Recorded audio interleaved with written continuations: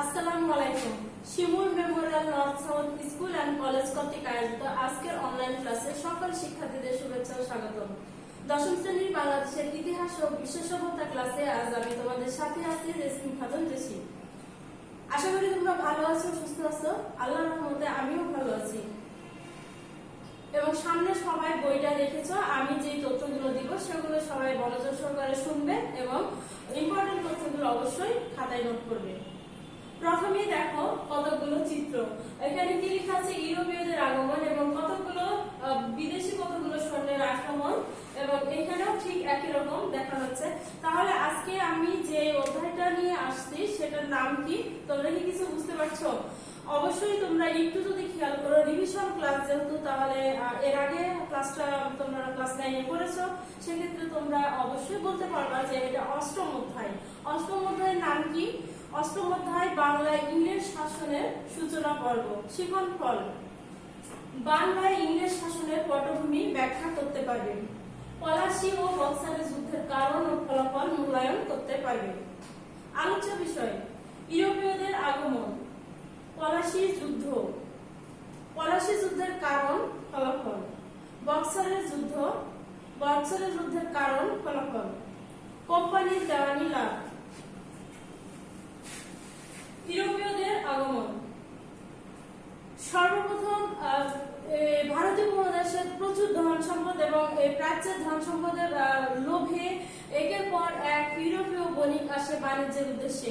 তারা প্রথমে বাণিজ্যের উদ্দেশ্যে এদেশে প্রবেশ করলেও পরবর্তীতে তারা এদেশে ধন সম্পদের লোভে রাজনৈতিক দিকে তারা নজর দেয় এবং রাজনৈতিকভাবে অধিকার প্রতিষ্ঠা করতে চায়। ঠিক এরকম ভাবে ইউরোপীয়রা যে সর্বপ্রথম যে ইউরোপীয় বণিক গোষ্ঠী এসেছিল, তাদের মধ্যে সর্বপ্রথম কারা এসেছিল?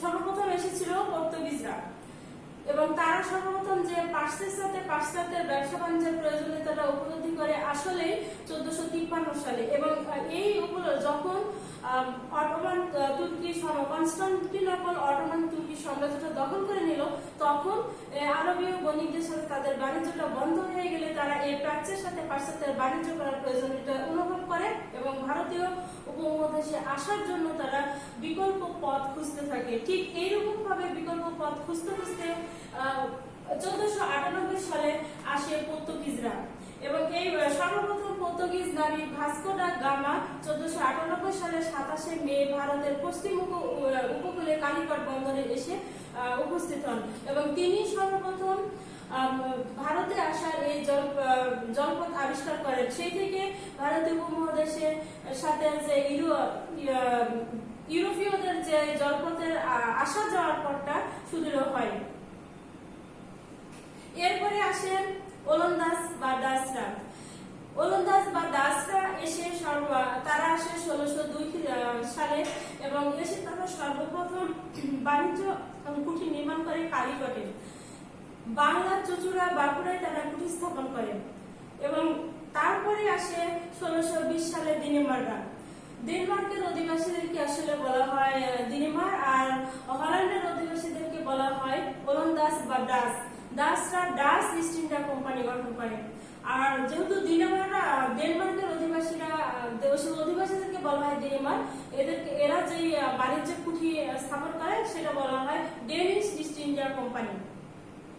এই ডেনিশ ইস্ট ইন্ডিয়া কোম্পানি 1845 সালে ইংরেজদের সাথে যে সর্বপ্রথম প্রতিযোগিতার বাজারে টিকতে না পেরে তারা ব্যবসাতে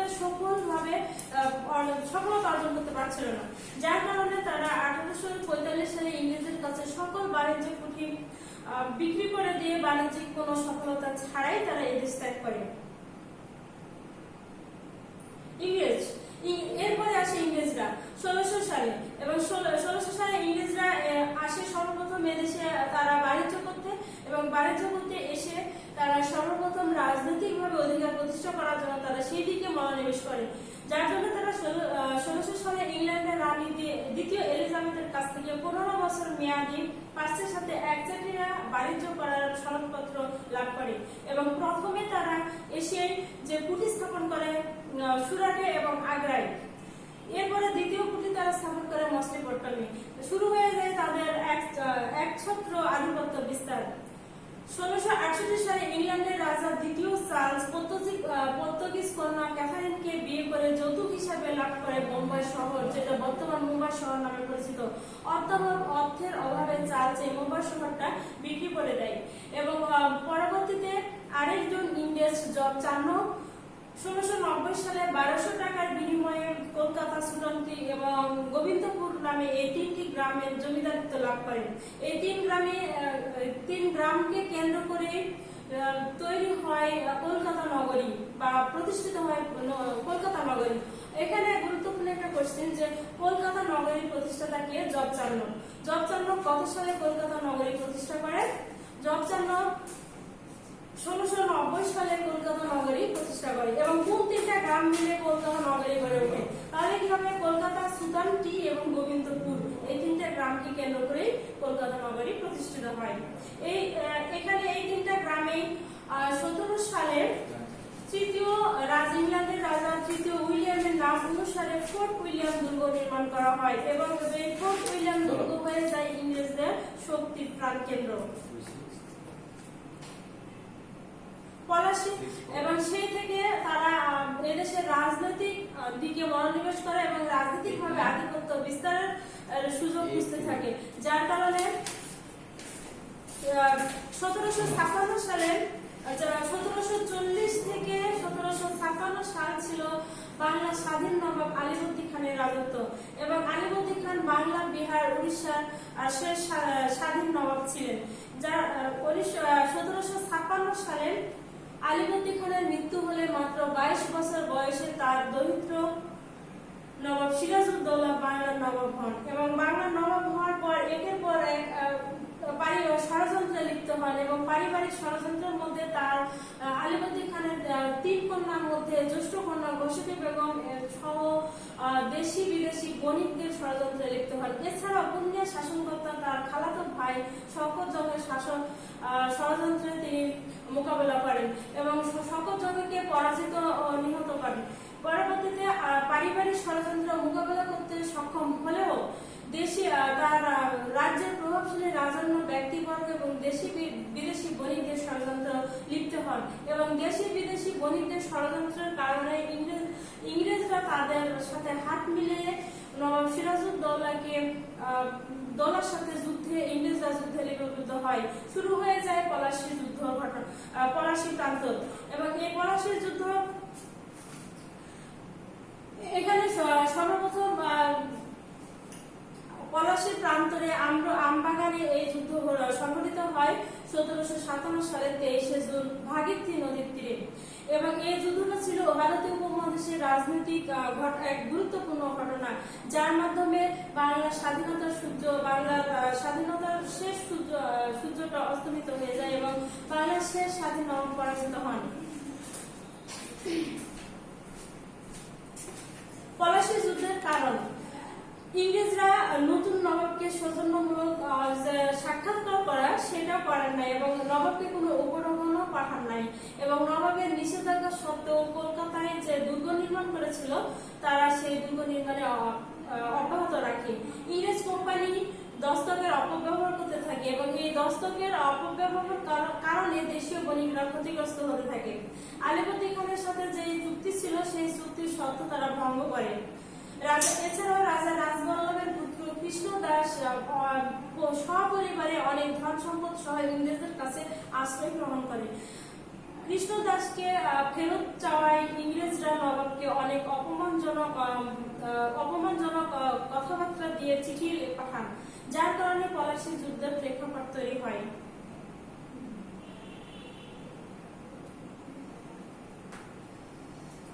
অন্ধকূপ হত্যা নামে মিথ্যা প্রচারণা, আলীনগর সন্ধি। এখানে ইংরেজরা নবাব সিরাজউদ্দৌলা ইংরেজদেরকে উচিত শিক্ষা দেওয়ার জন্য তাদের কুঠি আক্রমণ করেন এবং যাত্রাপথে কাশিমবাজার দুর্গ দখল করে নেন। পরবর্তীতে এবং ইংরেজরা যে হলওয়েল সহ বেশ কিছু ইংরেজরা আত্মসমর্পণ করতে বাধ্য হয় এবং তারা বন্দিদশা থেকে মুক্তি পেয়ে হলওয়েল নবাবের নামে মিথ্যা প্রচারণা চালাতে শুরু করেন এবং এই মিথ্যা প্রচারণা এরকম ছিল যে 18 ফুট দৈর্ঘ্য একটা ঘর বা 18 ফুট দৈর্ঘ্য একটা দুর্গ, যার 14.10 ফুট প্রস্থ। ছোট্ট এই একটা ঘরে 146 জন ইংরেজকে বন্দী করে রাখা হয়, যেখানে এত গরমে এবং এত শ্বাসরুদ্ধকর একটা পরিস্থিতিতে শ্বাসরুদ্ধ হয়ে 123 জনের মৃত্যু হয়, যা ইতিহাসে অন্ধকূপ হত্যা নামে পরিচিত। এই মিথ্যা মাদ্রাজ পর্যন্ত প্রচার হতে থাকে এবং মাদ্রাজ পর্যন্ত পৌঁছে গেলে এখানে উত্তেজিত ওয়াটসন এবং রবার্ট ক্লাইভ উত্তেজিত হন এবং কলকাতায় পৌঁছে যান ওয়াটসন এবং রবার্ট ক্লাইভ নবাবের সাথে মোকাবিলা করার জন্য। প্রথমে তারা নবাবের সেনাপতি মানিক চাঁদকে পরাজিত করে কলকাতা দখল করে নেয়।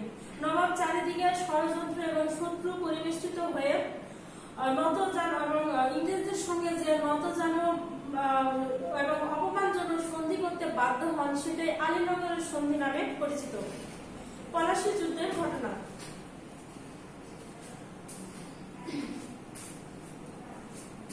1757 সালে উপমহাদেশের এই গুরুত্বপূর্ণ ঐতিহাসিক ঘটনাটা বাংলার স্বাধীনতার সূর্যটা চিরদিনের জন্য অস্তমিত হয়ে যায় এবং নবাব সিরাজউদ্দৌলা পরাজিত হয়ে পরে তাকে হত্যা করা হয় এবং নবাবের পক্ষে মীর বদর এবং মোহনলালের মতো বাংলার বীর সৈনিক প্রাণপণে লড়াই করে মৃত্যুবরণ করেন। এছাড়া ফরাসি সেনাপতি স্কিনফ্রে নবাব সিরাজউদ্দৌলার পক্ষে প্রাণপণে লড়াই করে শহীদ হন। নবাবের পতনের কারণ। নবাবের সেনাপতি মীর জাফরের অসহযোগিতা ছিল এবং বিশ্বাসঘাতকতার কারণে নবাবের পতন হয় এবং এছাড়া নবাবের সেনাপতি যে সভাসদ ছিল তাদের অধিকাংশই দেশের স্বার্থ বিসর্জন দিয়ে বিদেশি স্বার্থকে তারা বড় করে দিয়েছিল, অর্থাৎ ব্যক্তি স্বার্থকে তারা প্রাধান্য দিয়েছিল। তরুণ নবাবের অভিজ্ঞতা এবং দূরদর্শিতা রাজনৈতিক অনভিজ্ঞতার কারণে ব্যর্থতা পর্যবেসিত হয় এবং যুদ্ধক্ষেত্রে দ্রুত সিদ্ধান্ত গ্রহণে পরিচয় দিতে ব্যর্থ হন। এছাড়া সেনাপতি মীর জাফরের যে ষড়যন্ত্রের কথা জানার পরও তিনি বারবার তার উপরেই ভরসা করেন। ইংরেজদের সম্পর্কে সতর্কতা এবং ফরাসি ইংরেজদের ষড়যন্ত্র এই বিষয়ে আলীবর্দী খানের যে উপদেশ সিরাজউদ্দৌলার কাছে গুরুত্ব পায় নাই। নবাবের শত্রু ছিল ঐক্যবদ্ধ এবং রণকৌশলে উন্নত। অন্যদিকে রবার্ট ক্লাইভ ছিল দূরদর্শী রাজনীতিবিদ এবং সূক্ষ্ম কূটনীতি বুদ্ধি সম্পন্ন ব্যক্তি, যার কারণে তরুণ নবাব এই সূক্ষ্ম কূটনীতি বুদ্ধি সম্পন্ন ব্যক্তির কাছে তিনি পরাজিত হন। এখানে যে ছবিটা দেখতে পাচ্ছেন সে বাংলার বিশ্বাসঘাতক মীর জাফর এবং রবার্ট ক্লাইভ। পলাশী যুদ্ধের ফলাফল। পলাশী যুদ্ধের ফলাফলটা ছিল ঠিক এইরকম যে পলাশী যুদ্ধের পর ইংরেজ শক্তির ইংরেজদের মান মর্যাদা এবং ভারতীয় উপমহাদেশে তাদের বিনা প্রতিদ্বন্দ্বিতায় তারা অগ্রগতি সাধন করে এবং তারা পরবর্তীতে বিভিন্ন শক্তি হিসেবে আত্মপ্রকাশ করতে থাকে। রাজনৈতিকভাবে এবং আইনত তারা এদেশের বাণিজ্য করার স্বীকৃতি পায়। বক্সারের যুদ্ধ। 1764 সালে বক্সারের যুদ্ধ সংঘটিত হয়।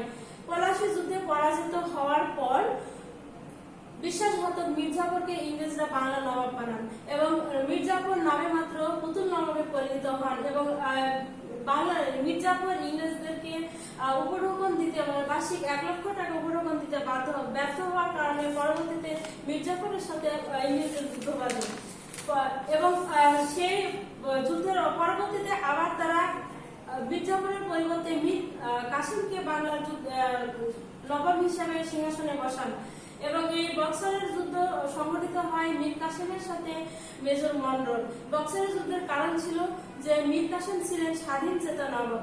1717 সালে মুঘল সম্রাট ফরুশিয়ার যে ফরমান দস্তকের ছাড়পত্র সেটা ছিল একটা কারণ এবং 1763 সালে পাটনা কুঠি অধ্যক্ষ এলিস দখল করে নেয়।